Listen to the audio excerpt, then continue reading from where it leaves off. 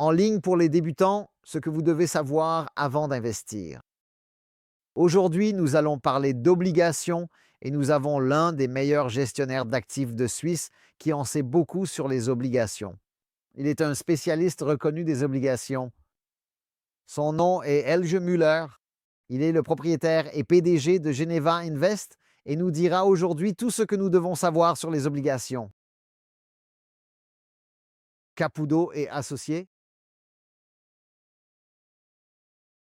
Nous nous battons pour votre argent. Elge, qu'est-ce qu'une obligation et comment fonctionne-t-elle?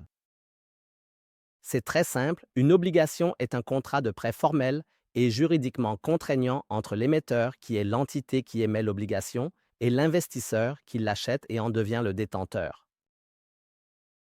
Il s'agit généralement d'États, de collectivités locales ou d'entreprises qui émettent de nouvelles obligations. Et l'entreprise ou l'État a besoin de cet argent pour réaliser des projets, par exemple actuellement le gouvernement allemand qui augmente massivement la dette. Quand il fait cela, d'où vient l'argent? Il émet de nouvelles obligations. Donc tout ce projet avec l'armée dont l'Europe discute actuellement, ils veulent une armée européenne. Si cela se concrétise, ce sera financé par des obligations. Est-ce que je vois juste? En fin de compte, c'est financé par des obligations. Ils émettent des obligations et quelqu'un doit les acheter, à savoir un investisseur qui conclut ainsi un contrat de prêt. Et la République fédérale d'Allemagne offre une garantie sur 2 points. Premièrement, un versement d'intérêts fixe chaque année et deuxièmement, le remboursement du capital à l'échéance. C'est la garantie que l'entreprise ou l'État offre. Bien sûr, une garantie n'a de valeur que celle de la solidité du garant qui l'accorde. Justement, parce que tu m'as dit tout à l'heure que pour tes clients, tu n'achètes jamais d'obligations d'État, mais uniquement des obligations d'entreprise, donc des corporate bonds. Oui, tout à fait. Parce que le point essentiel, c'est le suivant. Si je possède une obligation financière et que l'émetteur de cette obligation ne paie pas ses engagements, je veux évidemment et légitimement récupérer mon argent investi et faire pression de manière significative sur l'émetteur défaillant afin qu'il honore ses dettes. Mais il est difficile d'obtenir son argent de l'État allemand dans ce cas. Faire pression sur lui. Bien sûr, l'État allemand est aussi un bon émetteur avec une note triple A, mais en principe, nous avons une certaine méfiance, nous préférons les entreprises. Là, j'ai un grand avantage, à savoir, si l'argent n'est pas payé à temps, et cela est réglementé différemment dans chaque pays, en général, c'est 30 jours. Maintenant, en Europe centrale, en Europe du Nord, c'est un seul jour. Alors, il est possible que les détenteurs d'obligations interviennent et disent « Donne-moi les clés ». Je possède désormais l'entreprise. Les actionnaires sont expropriés. En tant que détenteur d'obligations, je possède alors l'ensemble de l'entreprise. Tu as ce privilège. Donc, tu as un droit prioritaire par rapport aux actionnaires. Les détenteurs d'obligations ont donc des droits prioritaires par rapport aux actionnaires. D'abord, ce sont les actionnaires qui sont concernés. Ils doivent payer en premier et ce n'est qu'ensuite que les détenteurs d'obligations, les investisseurs en obligations, entrent en jeu.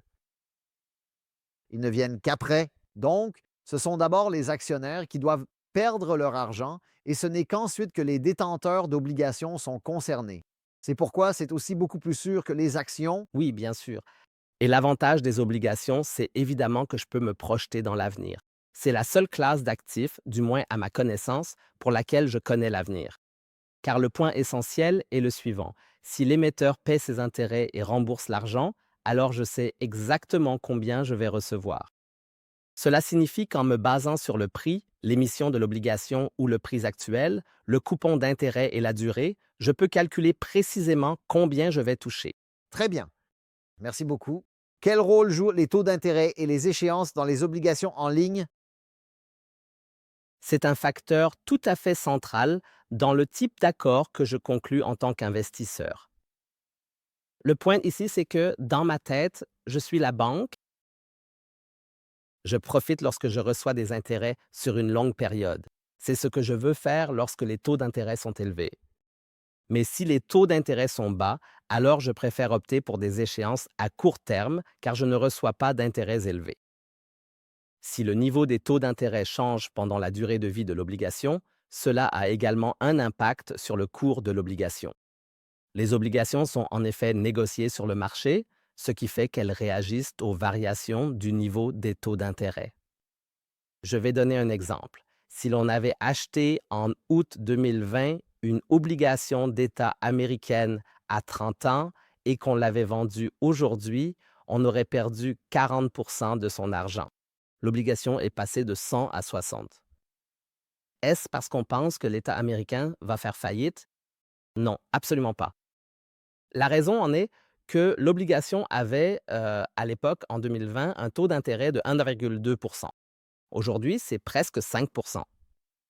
Cela signifie qu'aujourd'hui, lorsque l'État américain émet de nouveaux titres de dette, il doit payer 5 d'intérêt. Mais cela signifie que l'obligation déjà émise doit également s'aligner sur le même niveau de taux d'intérêt. Cependant, le coupon est fixé et cela se répercute alors sur le marché par le biais du prix de l'obligation.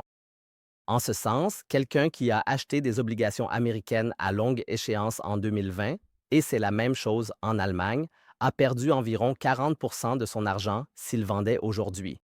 Fait intéressant, les banques qui détenaient également des obligations n'ont pas à les déprécier dans leur bilan, ce qui est une situation tout à fait absurde, car elles peuvent simplement les comptabiliser au même prix que celui auquel elles les ont achetées.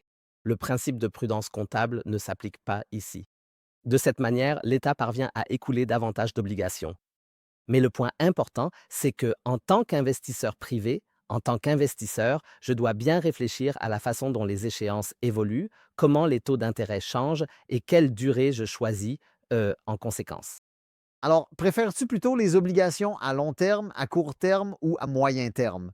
Parce que je pense qu'il existe un grand marché pour les obligations à court terme, que les gens aiment acheter des obligations à court terme alors qu'ils ne sont pas aussi motivés pour acheter des obligations à long terme. Oui, la bonne réponse ici, c'est ça dépend.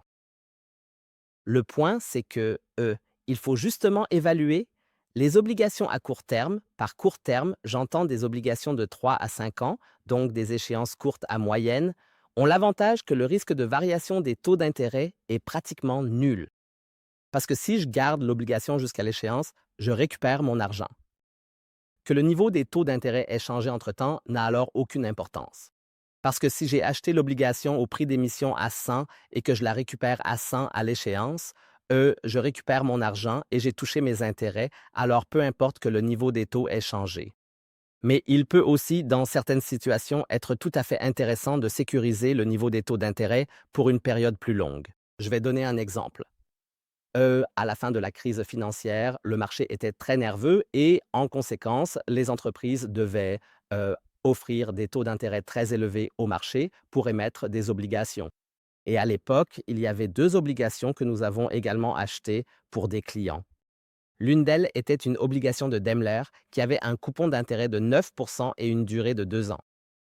Nous avons pensé, waouh, c'est une bonne affaire, elles étaient garanties par des titres et nous avons acheté cette obligation.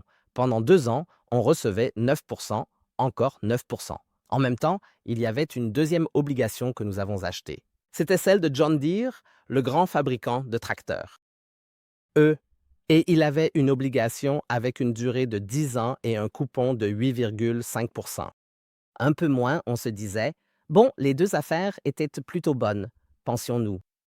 Mais le point, c'est que, après 2 ans, il ne payait plus que 8,5 Après 2 ans, les deux entreprises pouvaient à nouveau se refinancer à 1 ou 2 Les inquiétudes liées à la crise financière s'étaient dissipées. Le marché était de nouveau ouvert.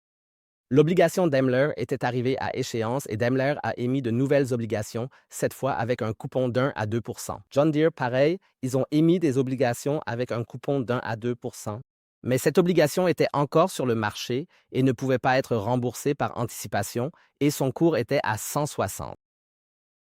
Et en conséquence, cela a été une expérience d'apprentissage très importante pour nous.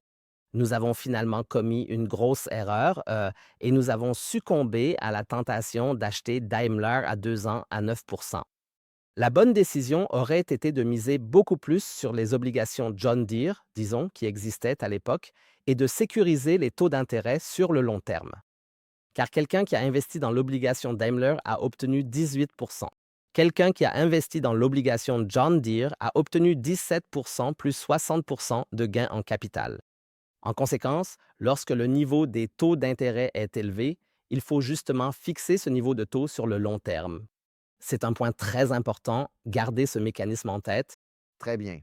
Donc, si vous vous intéressez aux obligations et que vous souhaitez en savoir plus à leur sujet et si vous envisagez également d'ajouter des obligations à votre portefeuille, n'hésitez pas à nous appeler. Je serai ravi d'organiser pour vous une rencontre avec Helge Müller afin d'examiner votre portefeuille et d'étudier comment nous pouvons y intégrer des obligations. Cela peut être particulièrement intéressant pour les personnes plus âgées, pour ceux qui vivent à l'étranger et perçoivent des pensions, des retraites, c'est-à-dire qui dépendent d'un versement régulier. Vous pouvez, avec les obligations, ce n'est pas comme avec les actions. Avec les obligations, on sait déjà à l'avance ce que l'on va recevoir. Il s'agit simplement de choisir le bon émetteur. Et là, Helge est évidemment un homme de premier plan car il se rend effectivement dans les entreprises. Il rend visite à l'émetteur en face à face. Il va dans l'entreprise, examine les bilans, discute avec les personnes clés et sélectionne des émetteurs où aucune erreur ne peut se produire. C'est pourquoi j'ai également investi une partie de mon patrimoine privé chez Genève Invest. C'est ainsi que s'appelle l'entreprise de Helge Müller et je dois dire que j'en suis très satisfait. Merci beaucoup. Au revoir sur notre chaîne YouTube.